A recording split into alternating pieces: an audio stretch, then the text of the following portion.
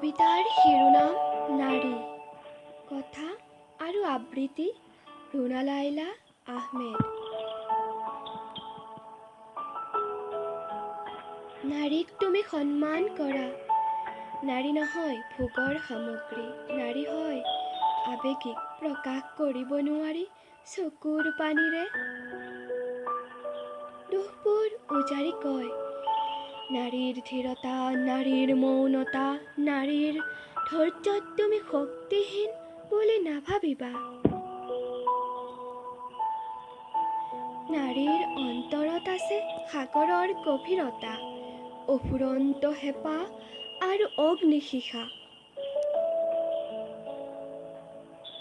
দেৱীৰূপে পুজিছা যাক পৰ্দাৰ মাজত ৰাখি থোৱা আছুতীয়া বুলি, তেনেহ'লে নাৰী কিয় নিৰ্যাতিত হয়?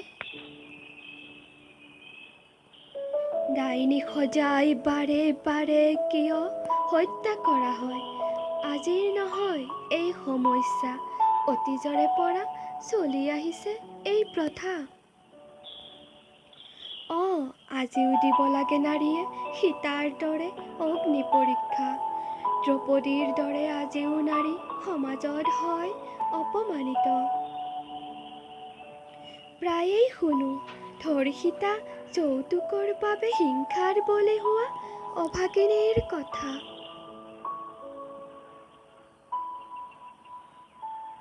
নাৰী শক্তিয়ে আজি বিশ্ব জিনিছে, তাৰ প্ৰমাণ গোটেই বিশ্বতে পাবা। নাৰীৰ দুৰ্বাৰ হেঁপাহক উৰন্ত ৰূপ দি জয়ধ্বজা উৰুৱাইছে আজি। নাৰীক তুমি সন্মান কৰা, নাৰীক নকৰিবা প্ৰতাৰণা, নিদিবা দুখ এবাৰ জুমি চোৱা। নাৰীৰ অস্তিত্ব কি? জয়মতীৰ স্বামী ভক্তিত, মূলা গাভৰু আৰু ঝান্সীৰ ৰাণীৰ বীৰত্বত দেখা পাবা। নতুবা কনকলতাৰ সাহসত, মামণি নলিনীবালাৰ লেখনিত, যি কৰিছে জয় মানুহৰ হৃদয়, তাতেই বিচাৰি পাবা নাৰী শক্তি। এবাৰ চোৱা নাৰী কি? তেৰেছাৰ শান্তিৰ সন্মানত, নতুবা কল্পনাৰ আকাশলৈ উৰা মৰা উৰন্ত শক্তি। নহ'লে প্ৰতিমাৰ লোকগীতত আৰু দীপালীৰ গানৰ মধুৰতাত নাৰীৰ অস্তিত্ব কি বিচাৰি পাবা।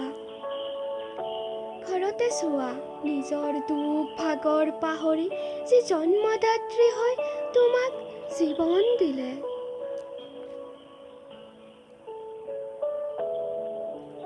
চেনেহৰ আঁচলেৰে ঢাকি তোমাক ডাঙৰ কৰিলে, ভগ্নী হৈ খেলাৰ লগৰী হ'ল, প্ৰেমিকা হৈ অন্তৰত দিলে অফুৰন্ত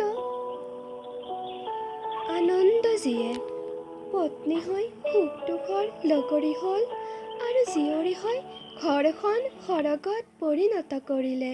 ইয়েই বাস্তৱত নাৰীৰ মহিমা।